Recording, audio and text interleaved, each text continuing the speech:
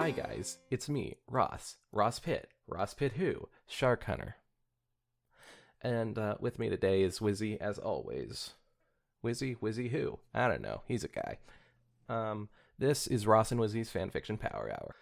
So Wizzy, yeah, I'm kind of sick of your bullshit, but you know what? We're gonna put aside our differences for the sake of Pride Month.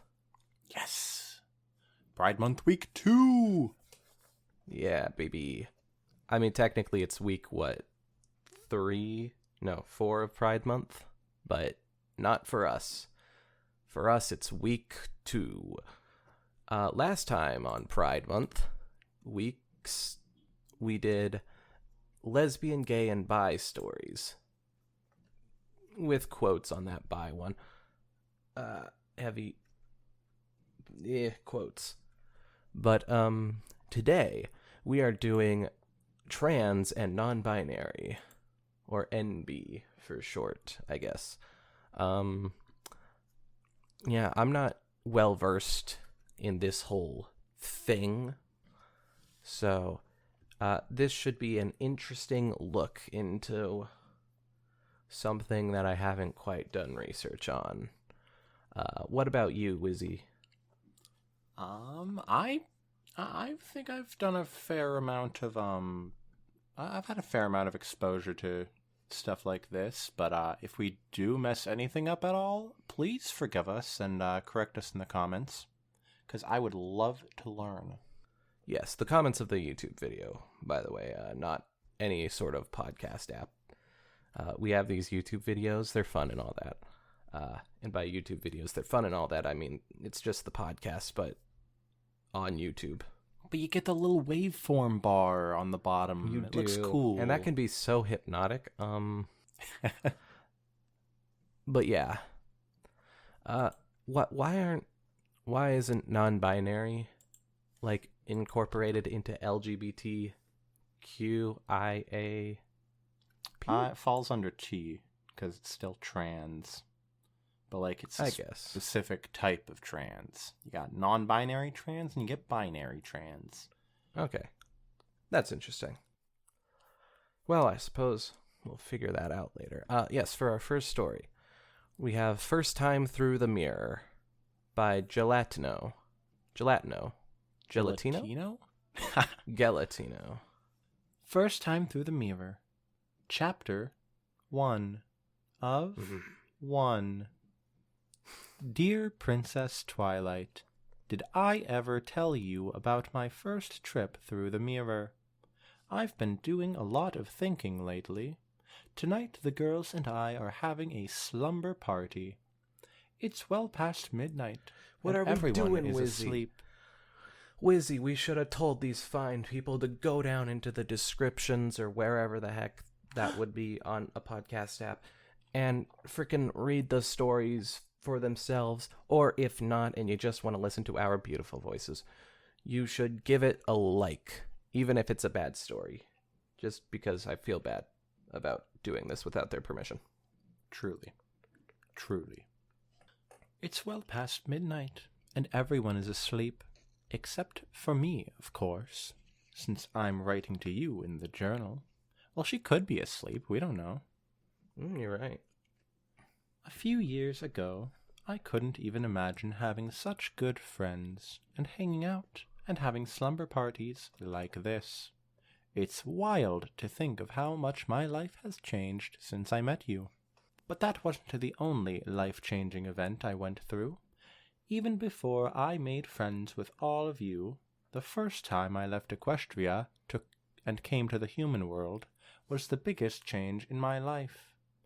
I think I'm ready to tell you about it, so let me start from the beginning. I never talked about this before, but I'm trans. Can I please get some pronouns? Because I don't want to screw that up. I'm pretty sure since that Shimmer is referred to as she, her, that's probably going to be... It's even in the description, since Shimmer counts her first time in the human world, so... Oh, okay, so she's like male to female. Yes. Okay. I thought this was going to go in a different direction. All right. It's not an easy thing to bring up, but it's very important to me, and I'm glad I finally feel able to tell you. Back in Equestria, when I was a student of Princess Celestia, she knew me as a young colt. Oh yeah, okay. Okay, I the did very way I think I've noticed this before, but the way you say colt, it's Colt? like colt. Colt? Colt. Well, when I'm reading like this, I say colt. I don't know. I think I heard you say it as cold before without the thing, but I could be Well, wrong. I was raised in the Northwest. Well, I was raised Catholic.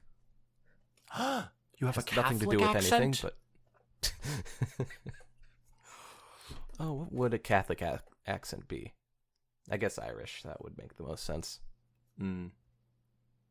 All right, now Ross has to start doing an Irish accent. Oh, fiddle-dee-dee. Hello there. It's me, a Catholic. Oh my god. Now he's become Ross O'Donovan. Ross O'Donovan is freaking Australian. But O'Donovan I mean, is... sure, he descends from Ireland, but... O'Donovan is an Irish last name, the joke. I know, but I'm also technically Irish, fun fact. But Pitt isn't an Irish last name, and that's from my dad's side. I have a different last name, but it's also not Irish. All right. I did very well in my study of magic, and I was hoping to earn a spot among the leaders of Equestria. Sometime around then, when I realized I might actually be a girl, but I wasn't quite ready to accept it, every pony knew me as a young prodigy, and I guess I really wanted to be the great student they expected of me, so I couldn't even think about changing my self-image. This inner conflict probably contributed to my increasing desperation. I pressured myself to succeed at magic, but really I think I was just terrified of failing every pony. It's funny, dreaming of being a princess is how I realized I might really be a girl. Anyway, I'm sure you already know that when Princess Celestia wouldn't give me the power I wanted, I went through the portal, and that's when everything changed. And the Fire Nation attacked. Only Sunset, master of all 4 elements, could stop them. Wait, there's 6 elements. My Little Pony has a 2-up on Avatar The Last Airbender. Booyah, baby. Get out of here, Ross. Shut up, Wizzy. At least I'm not a brand of cereal. What? You know, like Puff, I get Puff, yeah. Ba-dum-ching. It's so disorienting being in a brand new body. Body. You remember, don't you? Oh, I see what I thought she was talking about transitioning, but she's talking about becoming a human instead of a horse. Yeah. Humans sure do look freaky if you've never seen one before. I bet they do. Of course, when I was in my human body for the first time, I had no reference frame for what I was supposed to be. No idea about gender or anything. I think I was mostly looking at my fingers, transfixed and slightly disgusted by them. I was adjusting to a whole new world. A whole new world. So the time after that was kind of a blur. I remember someone finding me, a staff member probably. They brought me to my feet and took me inside Canterlot High. I was barely coherent the whole time the faculty were trying to figure out who I was. So there's only one sunset, but there's like 2 twilights? Maybe. Okay. I mean, nobody knew who Twilight was when she came through the portal. Just so happened that there was another Twilight at some point, somewhere in the world. My theory is that Sunset Shimmer died in the human world. Oh. but it's okay. She sucked. It's gonna have that scene from Rick and Morty where he's burying himself, Oh, yeah. except it's sunset. Yikes. Seeing Principal Celestia for the first time just disoriented me even more, and the whole day felt like some kind of fever dream. Through all the noise and confusion, one thing about that day stuck in my memory forever. I can't remember any words that were spoken to me, except some bits and pieces I clung onto. Me. With me, young lady. This girl outside.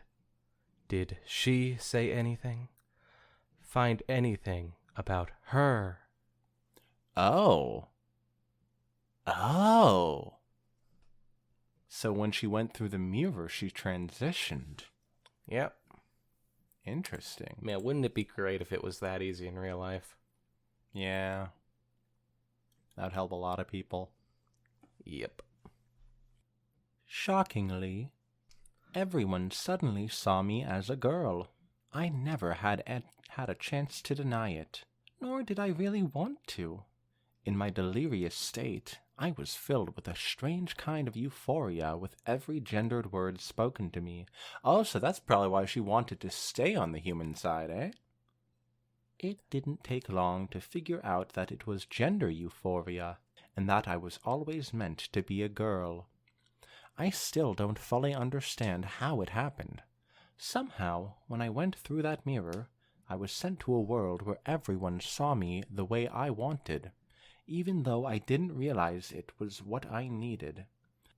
Oh, also, I'm not Catholic. I'm Mormon. Just forgot to clarify that one earlier. That was just a joke. Even though I didn't realize it was what I needed. Maybe, like a true mirror, it doesn't reflect what you think you are, but only what you really, truly are. In any case, I had a chance to start my life over completely. So all my plans were put on hold. I managed to pick up human culture pretty quickly, but everything wasn't fine and dandy. I was the new girl in school, and I was faced with all the challenges that come with it. I had a new goal to strive for. Popularity! Wahoo! I know your time in Canterlot High was brief, so you may not know the ins and outs of high school culture like I do. Popularity is what every insecure student dreams of. Wouldn't she know about that? Didn't she go to school, like in Pony World? Is there no pony school? Twilight was, mainly with Princess Celestia in school. For school, so I think she just skipped kind of that whole thing. She went to private school. Fancy Twilight. Very private. Possibly the most private school you could get. As you know, I never take anything in half measures, so I was quickly gaining approval from the popular kids and putting down anybody beneath me. I won myself the title of Fall Formal Princess in my very first year, and the year after that, and the year after that one too. I think at some point I stopped looking for approval and decided that ruling by fear was more effective. Needless to say, I didn't make any real friends that way. Now that I think about it, maybe this isn't the best, analogy, considering what happens with Sunset. But, What whatever. does happen? Well, she becomes a horrible demon when she puts on the crown. Oh, Element of harmony that she stole, so, and also she's entirely about becoming popular. Yeah, but she has a redemption arc. Oh, yeah, and it's one of the greatest redemption arcs of all time, but it's like, It took a while for her to like in universe, not like for us. It took a single like movie for us, but like in universe, it took a minute. But whatever. You know the rest of the story. I took my pursuit of power to the next level and set my sights on Equestria. Thanks, by the way, for stopping me and giving me all my real friends. I know I already said it, but I can't imagine what my life would be like without you guys. Oh, you want to know something else? Do you remember the time you took me back to Equestria, when Wallflower Blush was erasing all my friends' memories? What? Oh yeah, that's What? like one of my favorite Equestria Girls things. So Sunset Shimmer has this 40 or so minute special where all her friends get forgotten, or all her friends forget about her, or at least her being good. And so she has to like go back to Equestria and talks with like Celestia and shit, and Whoa. it's amazing. Like the entire thing, I am not describing it justice like with everything I described for this show. I'm really bad at descriptions. Have you noticed that? I wouldn't know. I don't watch the show. Fair point. But anyways, Wallflower Blush, that bitch was doing it. Great design though. I love Wallflower's design. Is she a tsundere? No. Then what kind of name is Wallflower Blush? It's just the best one they got for her. She's more or less just a shy girl who like gets forgotten all the time. Makes sense. That was such a nerve-wracking visit. You know why?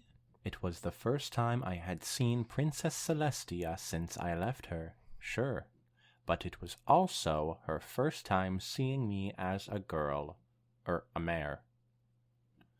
I know I didn't have anything to worry about, but it's still a scary feeling. Meeting someone again with a new identity.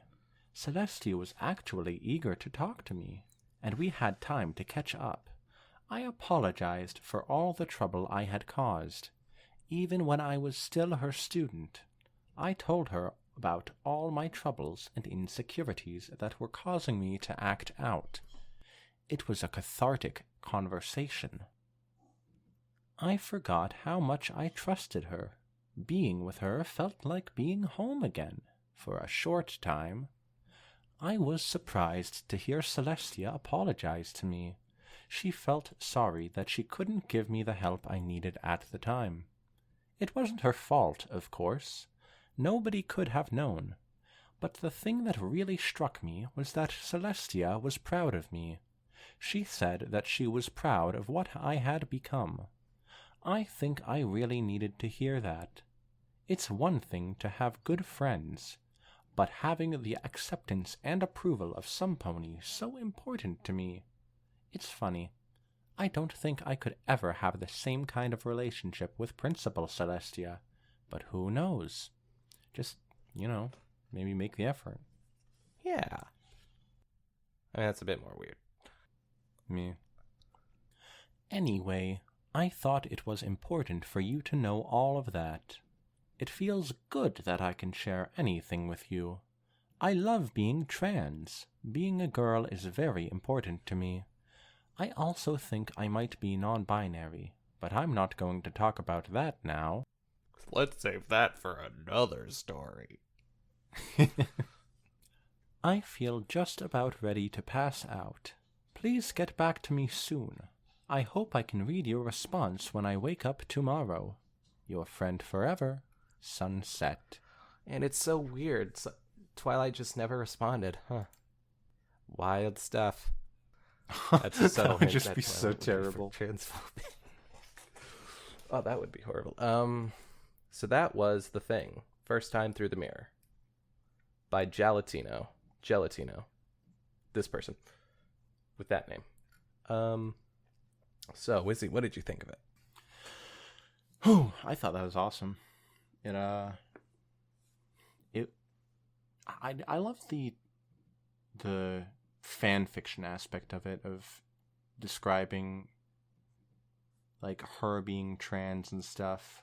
I think they did that really well, but it doesn't have enough adventure or action for me to really like it. But for the short story that it was, I thought it was awesome.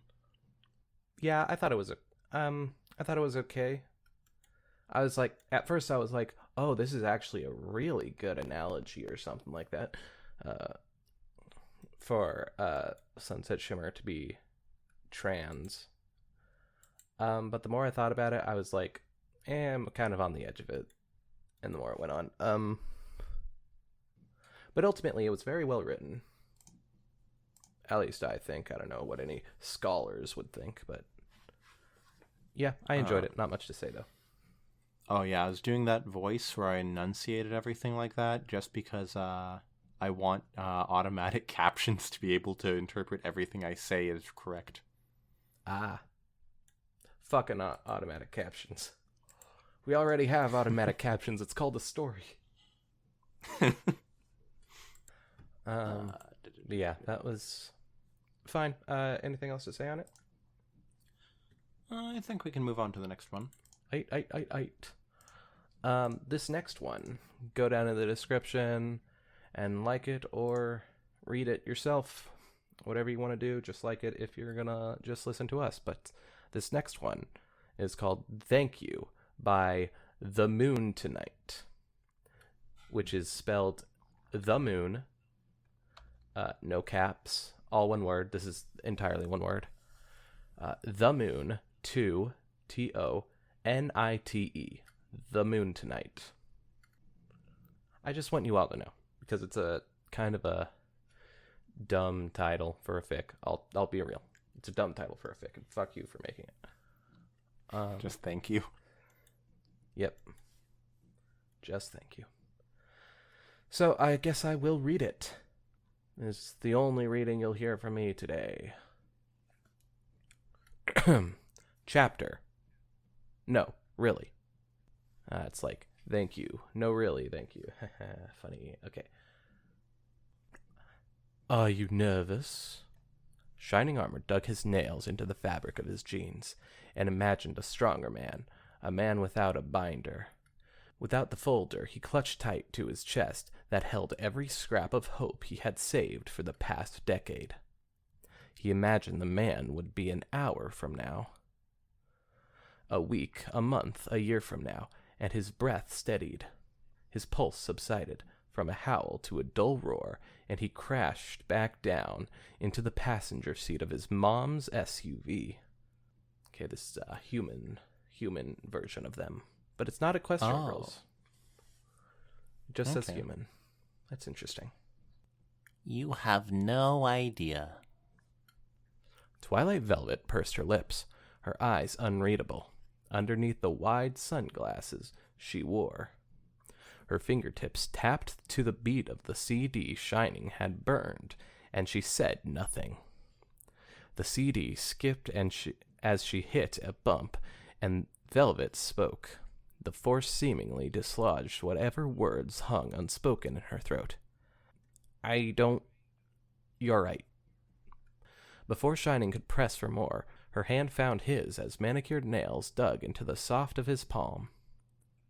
But I've been nervous before. Marriage, childbirth, now. Shining turned to face his mom, and their eyes met. The crest of her eyebrows, the tug downwards on the edge of her eyelids spoke of a love made bittersweet by the inescapable reality of change. I know this is hard for you. Shining faced the cityscape instead, the passing buildings blending into a beige haze of gentrification. He felt sick. Honey. Velvet squeezed his hand, and he squeezed back, a desperate confession of love and terror in equal measures. This is your day, okay? Don't worry about me. I know. Shining pulled his hand back and turned his attention to the folder he held, flipping through it in a final bid to find some guidance, some comfort in the uncertainty that sought to tore him apart. Hold on, let me read that again to make sure. Okay, yeah, I think that's it's just a typo. Mess up. How dare you? I'm not giving this story any leeway. How dare you?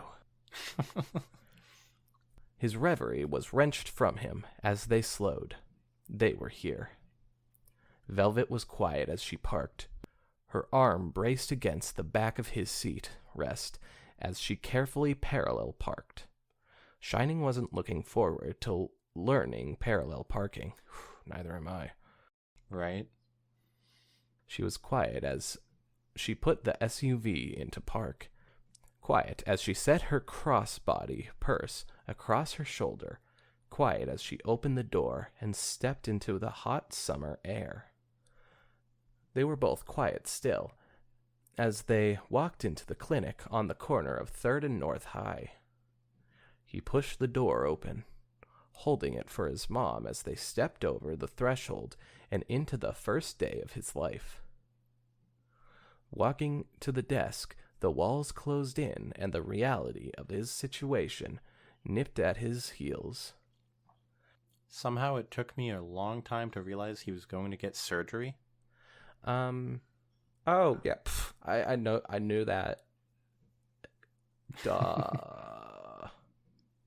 Nah, I think I got it somewhere along there and then forgot. Anyways. Was he ready for this? Was he prepared truly for everything that would follow this moment? Was he ready to be a man? That's a good question. The choice was made for him by the desk clerk, staring him down over the rim of her black, thick-framed glasses. Are you here for an appointment? He spoke, his voice dragging its way out of his throat like nails on a chalkboard. A woman's voice. Yeah, the name should be Shining Armor. The desk clerk, the woman with the pastel blue, pink, and white striped pin affixed to her lapel, smiled, and Shining felt a little less alone. Her voice was deeper, a lilting strain against the upper limits of her vocal cords. Okay, I need to see an ID to get checked in. You're seeing Nurse River, right? Shining nodded, gracious for a chance to rest his trembling voice. Pulling his wallet out of the back pocket of his jeans, he fished his ID out and slid it across the countertop.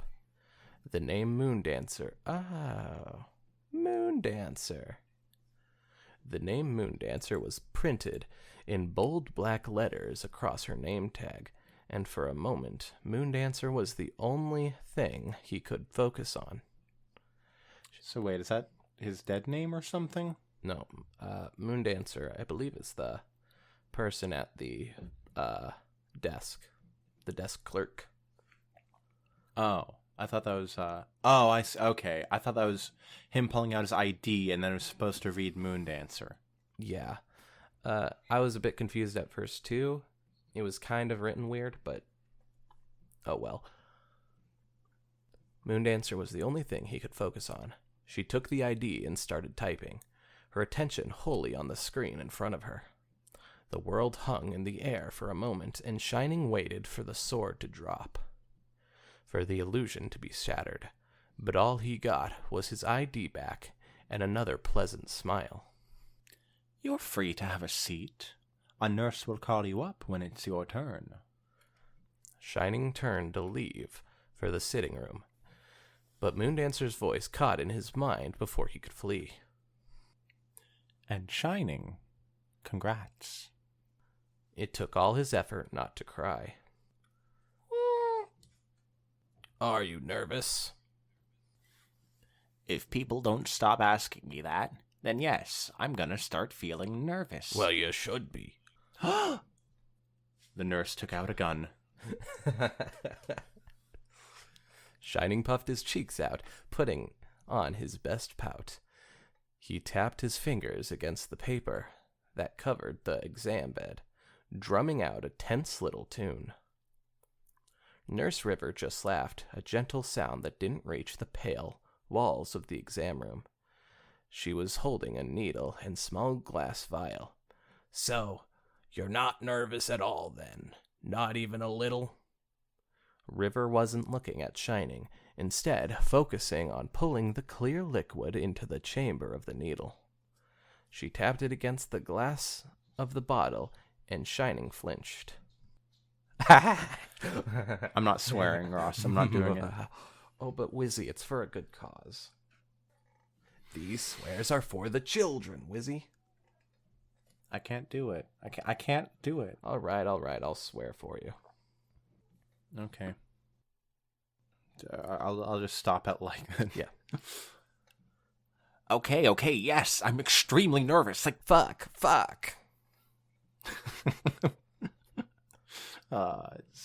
It so takes away from the drama. Shining threw his arms into the air and kicked his legs against the exam bed. It was the most he could do to keep his panic from hitting a head and exploding outward. He'd rather wait till he got home to break down. I understand. The boys have it worse, really. The girls don't have to deal with the injections usually.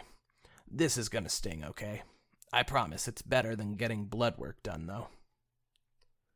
Shining shuddered and nodded. He dealt with blood work. He could deal with this.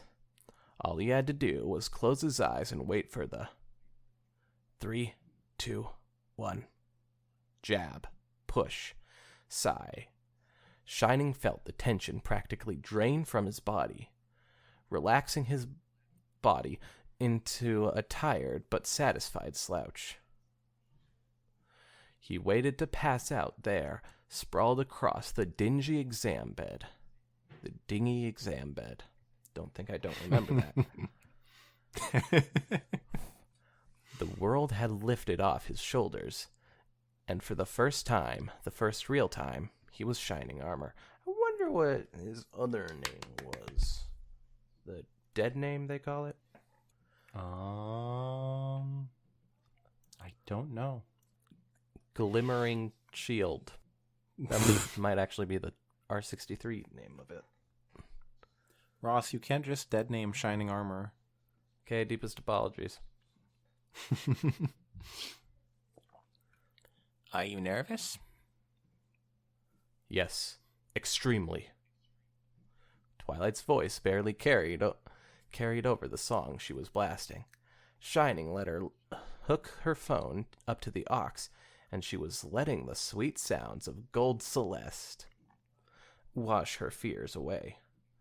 The surface fears, of course. The real deal was still clinging to her chest like a vice, threatening to crush her ribcage like a papier-mâché crane in a car accident. Ha! Don't be, okay? It's gonna be fine. Shining squeezed Twilight's thigh, and she turned to face him, her eyes swimming in the deep end of sorrow and terror. He just smiled as the sun cut through the dust on his dash. His rainbow dash. Bold.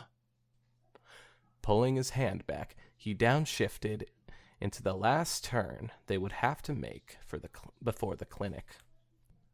The mechanical precision, the casual grace that Shining exhibited as he piloted the old Mazda down city streets fascinated her. This car would be hers when he graduated college. She looked forward to it.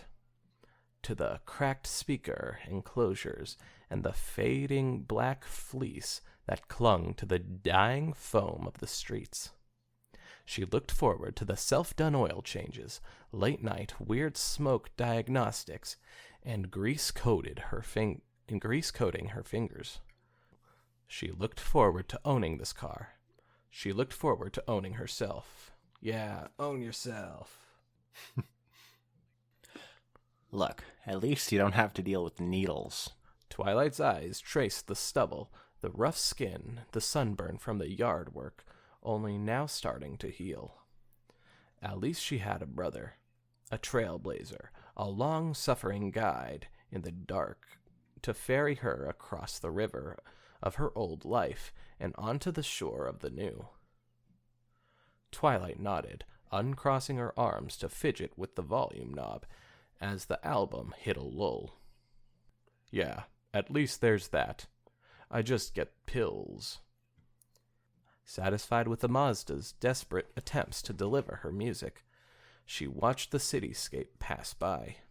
She counted every store, every restaurant, every rental office her eyes could catch. But hey, your voice changed and stuff. I have to try to get there. She would try, or she might. She didn't know. She couldn't know, really, and that bothered her. Too many unknowns. Okay, do you know what they're talking about when they're talking about the needles and pills? Beats me. Like I said earlier, I have not researched this stuff. Yeah. Oopsie. Alright, guys, anyone watching who has more knowledge on this stuff, tell me in the comments, please. Yeah, we're forcing you to. We're holding you at gunpoint to tell us. Just like the nurse did to Shining. Hey, Twilight? Twilight was torn from her spiral and back into the passenger seat as they pulled into an empty spot on a nearby side street. She was glad Shining didn't try and parallel park. Shining smiled as he pulled the handbrake up, and the world around them slowed. You're gonna be fine. I promise. He was right. Oh, wait a minute.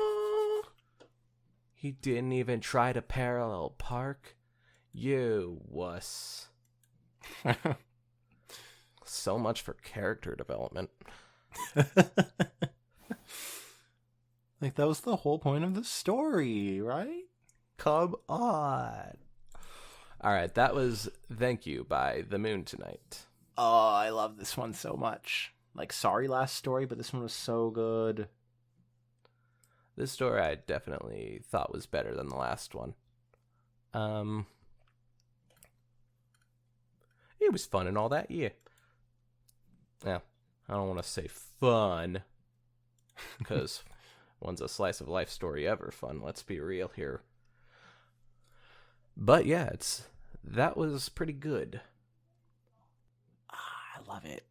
I just love the whole, like, him being nervous and then him just, like, having that cute moment with Twilight and they're both trans. Yeah. It's very sweet. Very sweet. But, I don't have much to say on it. The car coming back into play was pretty clever, or at least the driving that Shining was gonna do or whatever. That was interesting. But other than that, I don't have much to say on it. Good story. Would bring us to our final story, though. But what on earth is this final story? It's called Rooster by Dreamer Deceiver. Oh, wait a minute, hold on. You forgot to do the T's. Like, you did lettuce, bacon, tomato, or... Oh, the T. Lettuce. Yeah, the T is tomato. As you know, trans people love tomatoes. So that's for both of them? Yeah. Well, you both see, of the stories, you lame-o. The first story... The first story was drawn with tomato ink. The second story,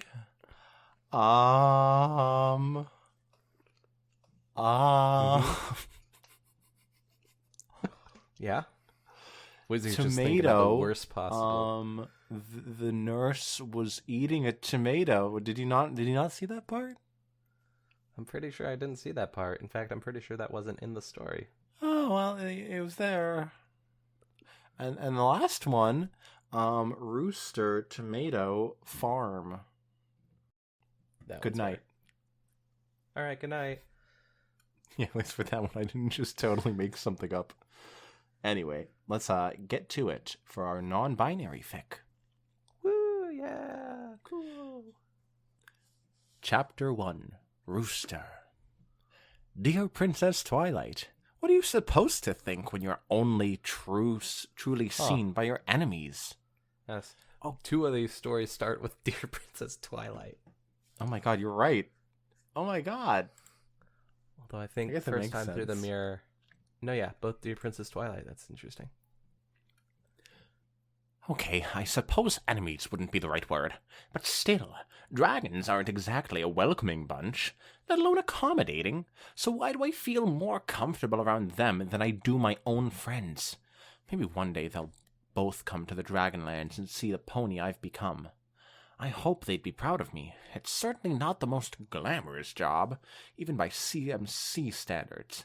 Thanks, Sweetie Belle, but it's an honest living, daring work, some might say. Though I'll be honest, now that there's peace again, the animosity of the dragons seems to have come back in full effect, gone over the fist bumps and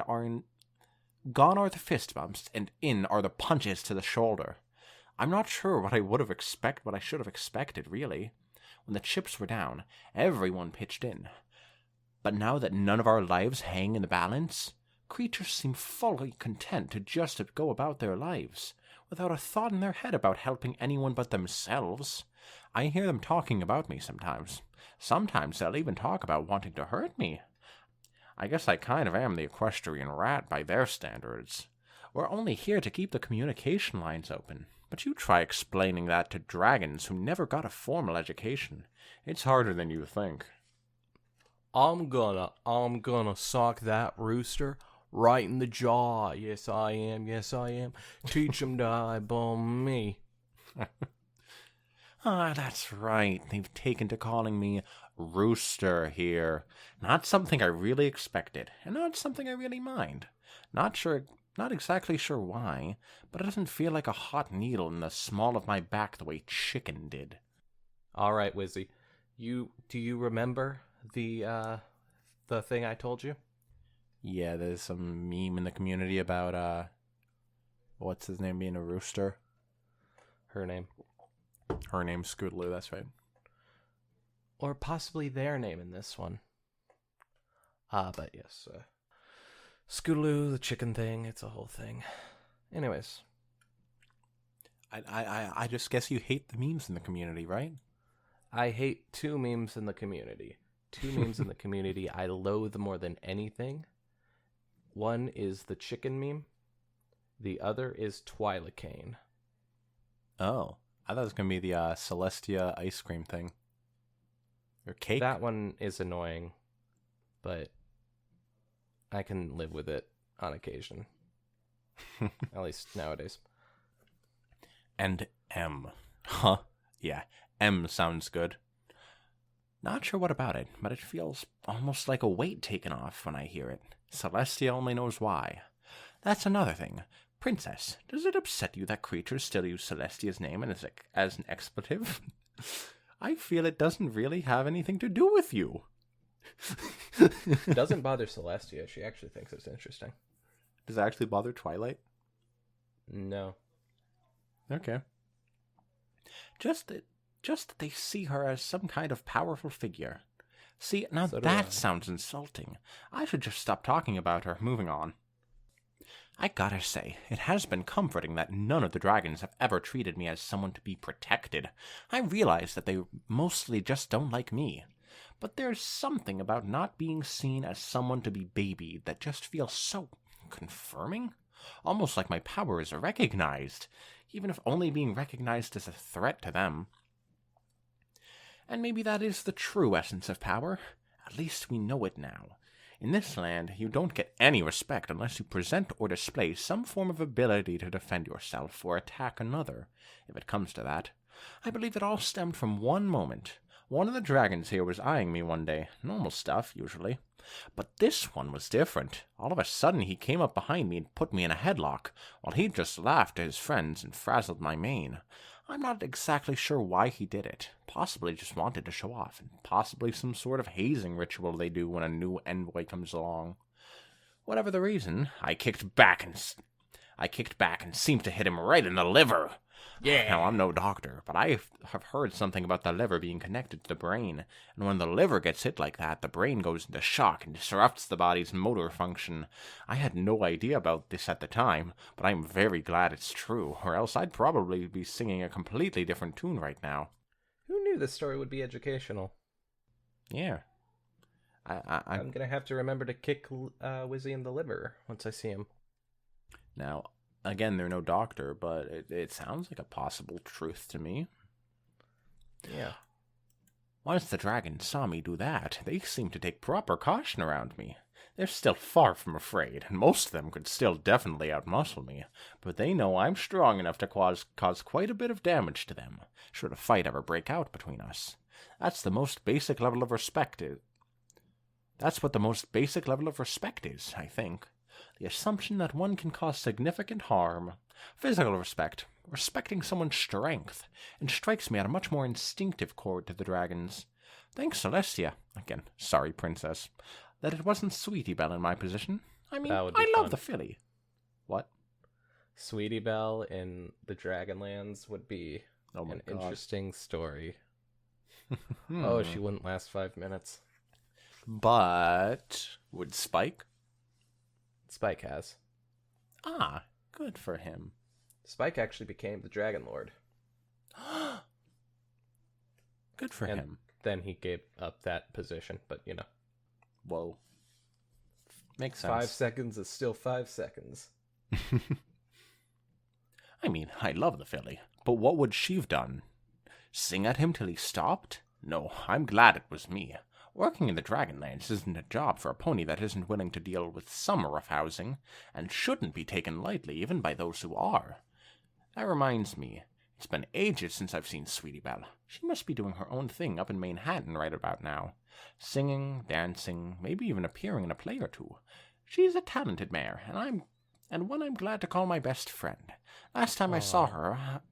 Take that, Apple Bloom. Poor Apple Bloom. She deserves it. She does not. You're being so mean to Apple Bloom. Well, would you rather be mean to you? I'd rather you be mean to Sweetie Belle. No, Sweetie Belle's a sweetheart. I can't be mean to Sweetie Belle. She's too Yeah, cool. and Apple Bloom's just not, sure. Apple Bloom can take it. Last time I saw her I was at one of her music lessons about 5 months back. A.B. and I were singing for her to finish off so we could have one last night on the town. We were only together for about 2 months of us all being legal drinking age. Okay, so they're old now. Wow. Yeah. Ugh, old people. But boy, did we make it count. I remember her teacher was trying to tell her about different musical genres. Sounds like the bare basics, but it was really interesting. Genres are categories we use to denote different types of music, her teacher said. Which is true, we all know that. Right. So what would punk music be described as? Sweetie asked. Well, typically very inspired by rock, a big focus on distorted guitars, percussions, and lyrics depicting some sort of counterculture message. Sweetie looked confused. So, what about punk? Doesn't that have any sort of counterculture message? Is that not punk? Not exactly, sweetie. See, genres can't account for every single edge case. We can only ever define them by the attributes we typically know them for. So 2 bands can sound absolutely nothing like each other and still be punk? That's right. And furthermore, there's some music that you or I would describe as sounding like punk, but it isn't. It's all about how we engage with the music and how it's presented to us. She was a really good teacher to Sweetie Belle, and always spoke in such a nurturing voice, especially nurturing for a glam metal mare. I didn't really understand any of that stuff back then, but I think I do now. We sort things into our own little boxes for the sake of identification, but as soon as we try to explain what those identities mean, we can't. All we can really do is try our best to provide examples of what they would be, in whatever context they're in. Her teacher went on to say, You know, there are subgenres as well for punk, hardcore punk, art punk, glam punk. My favorite is folk punk. Is that real? Yeah, it's That sounds awesome. I've shown you Pat the Bunny. that would be folk punk. Yep. Awesome. Yeah. It is good. Folk is already my favorite genre of music, so folk punk, I know I'm boring, but so folk punk is like the only punk I like. But anyways, and all these are punk, and these are all punk. They are all punk, and none more or less punk than any other. Subgenres help us further identify what type of music we'll be hearing, and though they may be wildly different, art punk and glam punk are both equally valid types of punk music. Wizzy. Yeah, we can agree to disagree. Wizzy's got this disgusting music taste. I suppose we do that a lot, don't we? Try to fit things into boxes as much as we can. Then, when things get muddled and complicated for us, we make another box within that box to put things in. We really like grouping things together. Into a box. Then I'll put that Oh, box into another box. I like the analogy that it's going for with music and stuff. Yeah. Being able to identify things with only a few words. But what do you do when you're trapped inside the box? What does one do when there exists no box for you to fit into? Do you just live your entire life outside that box? Do you try to fit into the box you're already in, and hope you can keep stomaching the pain? Nothing hurts quite like being invisible. And not invisible in the sense that they can't see you, but invisible in the sense that nobody can see beyond the mask they've built for you to wear. I don't want this mask. I can't breathe through this mask. Its only saving grace is holding back the tears when they finally come, so that I can maintain the illusion that I am myself.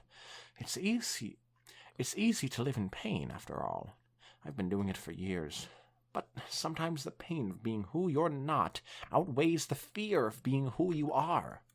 I didn't know for the longest time. Back in Equestria, I mean. How could I? Nobody taught me anything about it. All I had to go on were some vague notions in my head and an unrelated music lesson my friend was getting. But I'm learning. Maybe the day will come when I finally figure things out. Or maybe I'll always be learning. But I'm not in the dark anymore. I see myself, and I am powerful. A triumphant rooster. Hear me roar. The first time I thought something was up may have been when I first cut my tail. It was short, not stubby, but certainly shorter than the other mares. Some pony would look at me funny. I didn't cut it for the same reasons the stallions did. I did still take care of my tail, and wanted it to look good. Oh yeah, like, the stallions don't care about that, sure. I wouldn't. I'm a horse. Why would I care? Ross, In the come on. hypothetical. Gotta keep yourself clean, Ross. I keep myself clean, depending on what part of me we're talking about. Your hair? Sure, I keep my hair clean. So then you do care about taking care of yourself. Well, it depends on the hair, Wizzy. So you're saying that if it were a tail, you wouldn't keep it clean? Sure. If you had a horse's tail? If something sprouted out of my rear end and it was a bunch of little hairs, I would not keep it clean, I don't think. What I the suppose heck? not little hairs, but... What?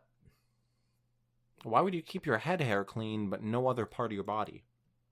I'm not saying no other part of my body is Just being cleaned. specifically a part of your body that doesn't exist. Yeah. But if it And I'll did just say exist, it, I don't clean in between my toes. all right, we are moving on. I did still take care of my tail and wanted it to look good. I just wanted it to look me, if that makes sense. I understand that no pony has really been taught anything like this before, so maybe it's a bit unreasonable to get angry at this. But it does burn me up. I dread the thought of talking about who I really am to some pony, and them responding, I don't get it. If you don't get it, that shouldn't be my problem. But it is. The dragons always seem to understand who I am. Or maybe they just understood who I used to be. Whatever the reason, they're the only ones I've met that see me, and don't just see the mask I've been made to wear. In truth, maybe it'd be best if I didn't move back to Equestria once my station period is over. I mean, I have all I need here. Food, water, entertainment. I don't have friends like I do in Equestria, but that shouldn't be too hard. I've already made one here. I remember the day I met Thorn at the saloon, what the dragons called the saloon anyway, and he seemed to be the exact stereotype of a dragon ponies are used to. Nice. Thorn was brash, abrasive, said whatever was on his mind, and didn't care what anyone else thought of him. Most see him as unlikable, and honestly, he is. But I'm pretty fond of him. It's an admirable quality to be able to be exactly who you are, without fear of how others see you. At the saloon, I was sitting in my usual spot, at the back. Hold on, I need to drink water. Oh, Drink, no, I'm out of drink, water. drink. Never mind. Oh, man. Yeah. Here, take mine. Okay. That was like the worst noise I've ever heard. That Again. is refreshing. Oh, Okay.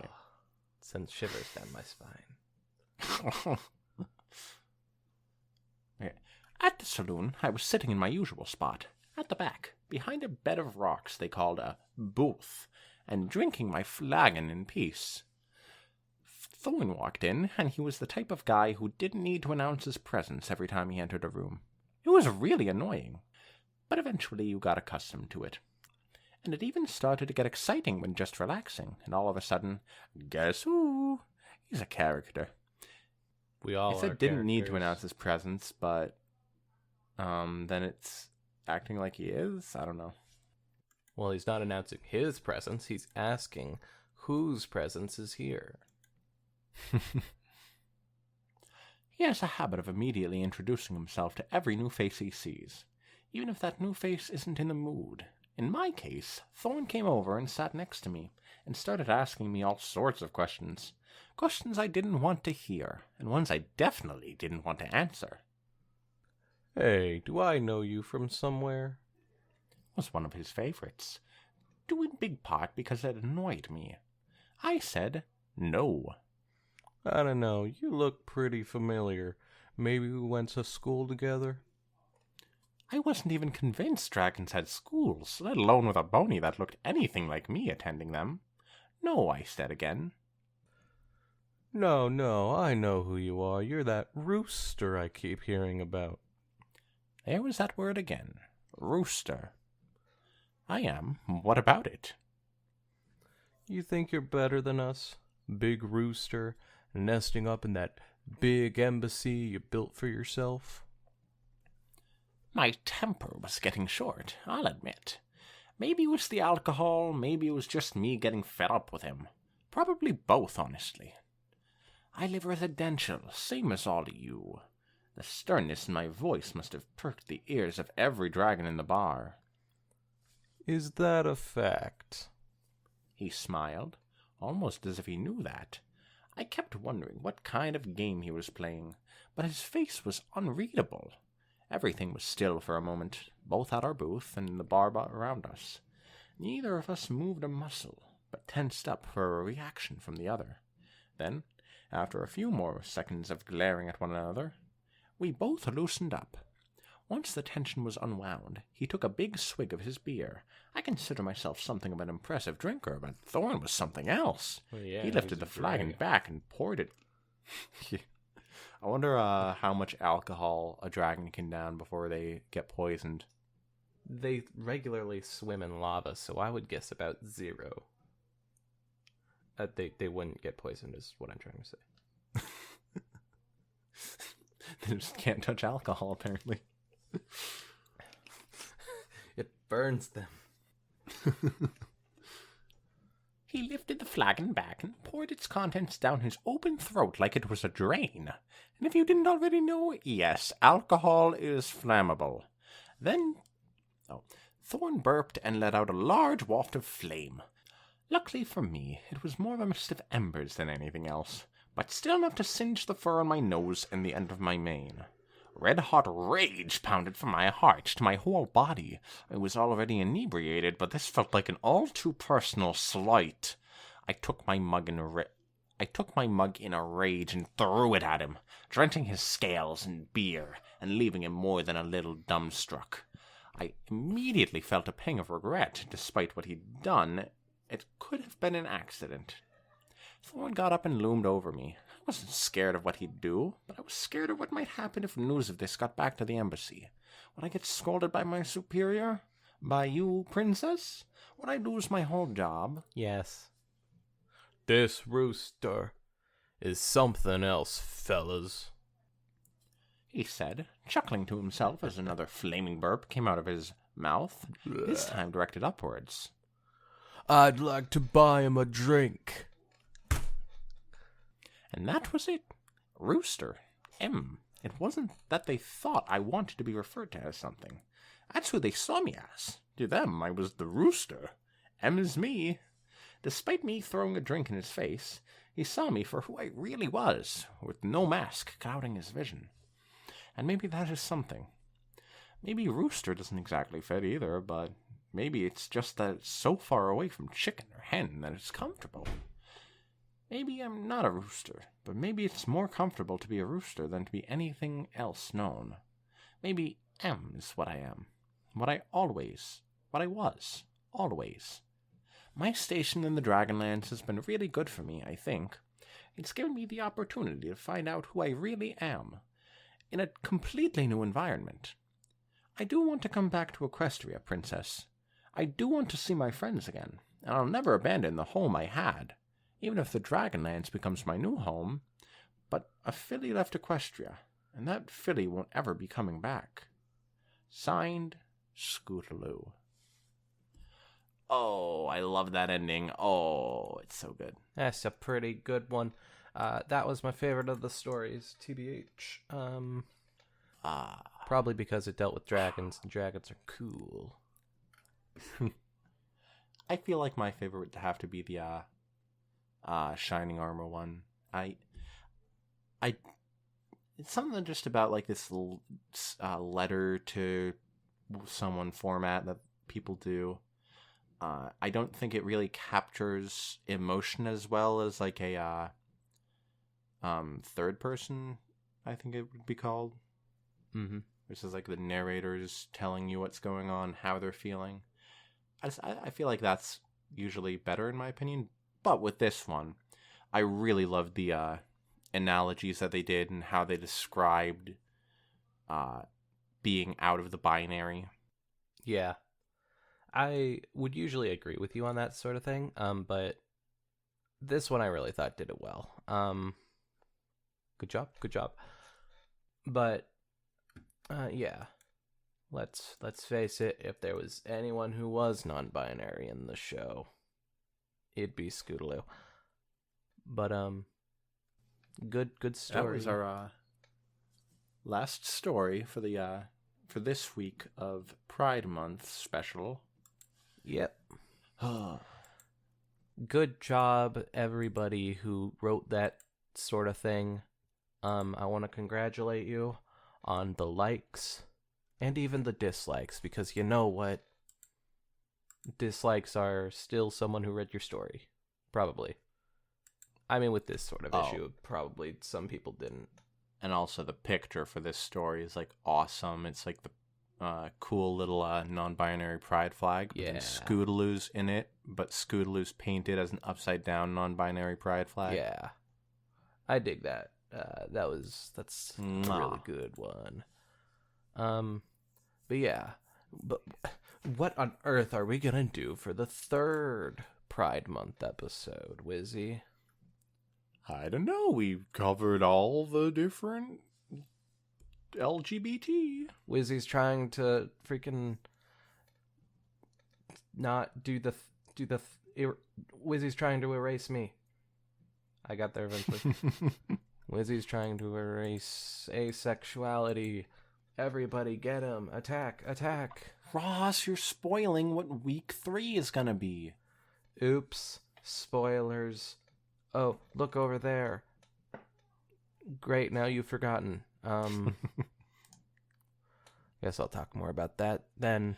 But, yeah, everybody go down, because I know that some of you haven't freaking gone down and read the stories for yourself.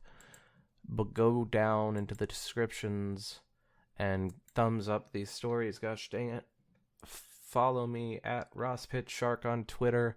Follow that guy at Wizzy_Puff. Yeah. Wizzy_Puff. Don't spell out underscore, but it is an underscore. Yeah, they didn't know Ask that your before parents. you said it. Thank you for Um, plugging me. And thank you all for listening to the Ross and Wizzy's Fanfiction Power. I say the Ross and Wizzy's Fanfiction Power Hour, which is not good English. Well, I mean, it's the Ross and Wizzy's Fanfiction Power Hour podcast. Yeah, but I never say the Ross and Wizzy's Fanfiction Power Hour podcast. I always say the Ross and Wizzy's Fanfiction Power Hour. And it's also just Ross and Wizzy's Fanfiction Power Hour. But yeah, hope to see you guys again soon. Or if not, I hope to at least think of you in my bed at night. Oh, no. Oh, Ross. Oh, God.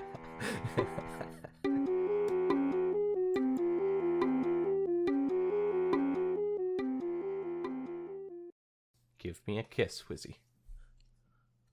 Hello, everybody. Oh, you want to start it now? Okay. Well, I'll be darned. You know what? I'll just back off. You go. Listen, I know it's Pride Month, but I'm not giving you a kiss. Come on, Wizzy. Give me a little smoochy smooch. No, not when you call it that.